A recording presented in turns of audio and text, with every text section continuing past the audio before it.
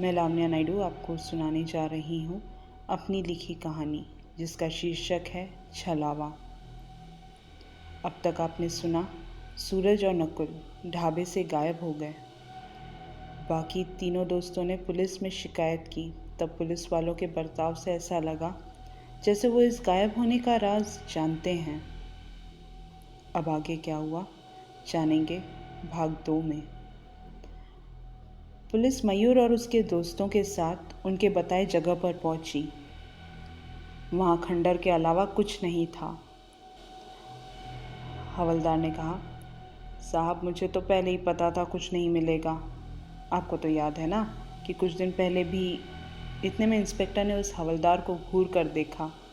आसपास कुछ मिलता है क्या देखने को कहा।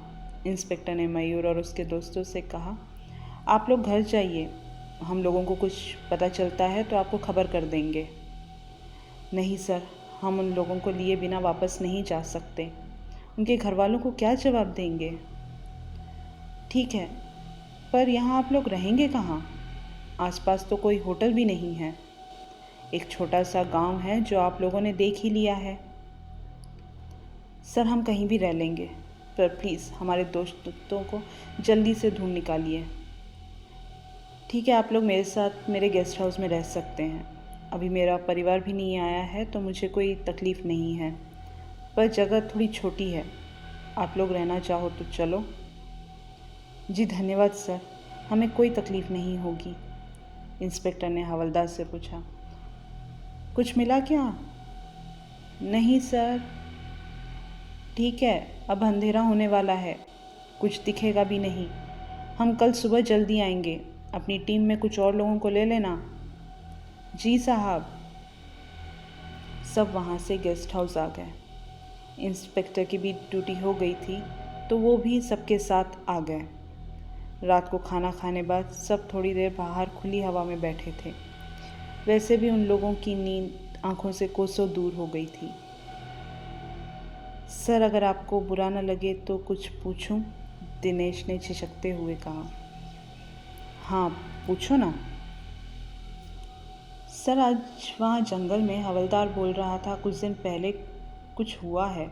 क्या हुआ था? और जब सुबह हम पुलिस स्टेशन आकर रिपोर्ट लिखवा रहे थे तब भी सब चुप हो गए थे। पूरा सन्नाटा हो गया था। कुछ नहीं, आप लोग ज़्यादा ध्यान मत दीजिए उनकी तरफ। सर प्लीज़ बताइए, ये हमारे दोस्तों की ज़िंदगी का सवाल है। कुछ दिन पहले एक फ़ोन आया था। सामने से एक आदमी बोला कि मेरी ट्रैवल बस बारातियों को लेकर निकली है और अभी तक नहीं पहुंची। कुछ देर पहले जब ड्राइवर से बात हुई तब उसने बताया कि वो आपके गांव के पास से गुज़र रहा है। सुबह से फ़ोन कर रहा हूँ, ड्राइवर, कंडक्टर या बस के पैसेंजर जिनका भी नंबर मेरे पास था, किसी का फ़ोन नहीं लग रहा। हमारे पुलिस वालों ने ड्राइवर का नंबर, बस का नंबर, सारी ज़रूरी बातें नोट की। फिर हम लोग उस आदमी के बताए जगह पर पहुंच गए। ये वही जगह है जहां आप लोग हमें लेकर गए थे। सर फिर क्या हुआ? पता चल गया ना? मिल गए ना सब? विनय ने उत्सुकता से पूछा। नहीं, आज तक कोई नहीं मिला। खाली बस खड़ी थी वहाँ, जिसे हमारे ड्राइवर ने पुलिस स्टेशन के पीछे लाकर खड़ा कर दिया। हमने शहर से फॉरेंसिक टीम भी बुलवाई, पर उन लोगों को भी कुछ नहीं मिला। दिनेश एकदम घबराते हुए बोला, सर मतलब सूरज और नकुल अब कभी नहीं मिलेंगे हमें? नहीं, ऐसा नहीं हो सकता। हम उन्हें ढूंढ लेंगे। हम सब तब तक वापस नहीं जा सकते यार। पुलिस अपना काम कर रही है, आप लोग घबराइए नहीं, बस सहयोग दें। हम आपके साथ हैं सर। आप लोग अब सो जाइए, हम कल सुबह जल्दी निकलेंगे। सब फिर सोने चले गए। सोने से पहले तीनों ने अपने अपने घर वालों को मैसेज कर दिया कि वो 2-4 दिन बाद आएंगे और फ़ोन में नेटवर्क की समस्या है तो फ़ोन भी नहीं लगेगा। सूरज और नकुल के घर पर भी उनके नाम से मैसेज कर दिया गया और बता दिया गया कि उनका फ़ोन ख़राब है, इसलिए दोस्तों के फ़ोन से मैसेज कर रहे हैं। कुछ दिन पहले रामपुर से बारातियों से भरी बस वाड़ी की तरफ जा रही थी। सारे बाराती बस में खूब मस्ती गाना बजाना कर रहे थे। अचानक बस में धुआं उठने लगा। बस झटके मारते हुए रुक गई। ड्राइवर कंडक्टर नीचे उतरकर बस देखने लगे कि क्या हुआ। रात हो गई थी। चारों तरफ अंधेरा था। आसपास कुछ नज़र भी नहीं आ रहा था। कोई गाड़ी भी नहीं गुजर रही थी। बहुत देर ड्राइवर बस के अंदर नहीं आया तो बारातियों में से 2 लोग नीचे उतरे। ड्राइवर और कंडक्टर तब बस की जांच कर रहे थे। बारातियों ने ड्राइवर से पूछा, क्या हुआ भैया?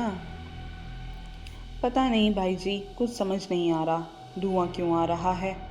आसपास कोई मैकेनिक की दुकान भी है या क्या पता नहीं। वहाँ कुछ रोशनी नज़र आ रही है, चलो जाकर पूछते हैं। थोड़ी दूर चलने पर उनको ढाबा दिखने लगा। दूसरा बाराती बोला, अरे यार, ये तो ढाबा है। एक काम करते हैं, सबको भूख भी लग रही होगी। मैं जाकर सबको बुला लाता हूँ। आप लोग तब तक जाकर पूछो। बाराती ने बस में बैठे बारातियों को खाना खाने के लिए चलने को कहा। सब उतरकर ढाबे की तरफ चल दिए। ड्राइवर ने ढाबा मालिक से पूछा, आसपास कोई मैकेनिक की दुकान है? साहब, यहाँ तो आसपास कोई मैकेनिक नहीं है। थोड़ी दूर जाना पड़ेगा, पर वहाँ भी सुबह ही मिलेगा। आप लोग आज रात यहीं रुक जाइए ढाबे पर। कल सुबह मेरा नौकर आपको मैकेनिक की दुकान तक लेकर जाएगा। सारे बारातियों ने चर्चा की और दूसरा कोई रास्ता न होने की वजह से सबने वहीं खाना खाकर सोने का निर्णय लिया। अगले दिन सुबह इंस्पेक्टर अपनी पुलिस टीम, मयूर और उसके दोस्तों को लेकर हाईवे वाले खंडर पर पहुंची। खंडर के कोने कोने में तलाशी ली गई, शायद कोई सबूत मिल जाए, पर कुछ नहीं मिला। खंडर से बाहर जंगल की तरफ भी वो लोग तलाश करते हुए आगे बढ़े, पर वहाँ भी कोई सबूत हाथ नहीं लगा। वापस आते हुए एक चरवाहा दिखा। इंस्पेक्टर ने उसे रुककर पूछा, क्यों भाई, यहाँ आसपास के लड़कों को देखा है क्या? जी नहीं साहब, मैंने किसी को नहीं देखा। क्या तुम यहाँ रोज़ आते हो अपनी बकरियों को लेकर? जी साहब। ठीक है, कुछ पता चले तो थाने आकर बताना।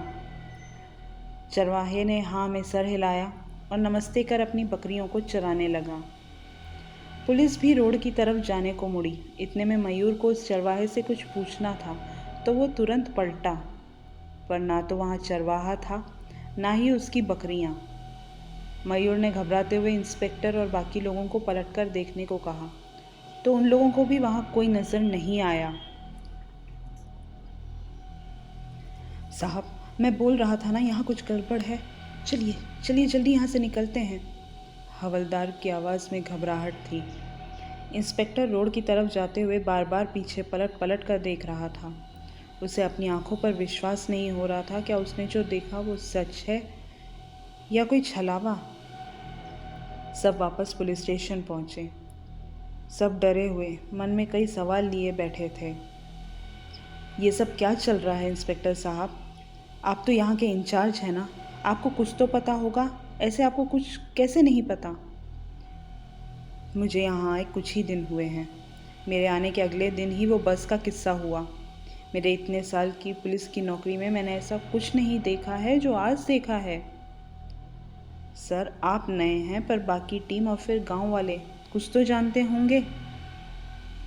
इंस्पेक्टर ने हवलदार को बुलाया। रघु, तुम कुछ जानते हो उस बारे में?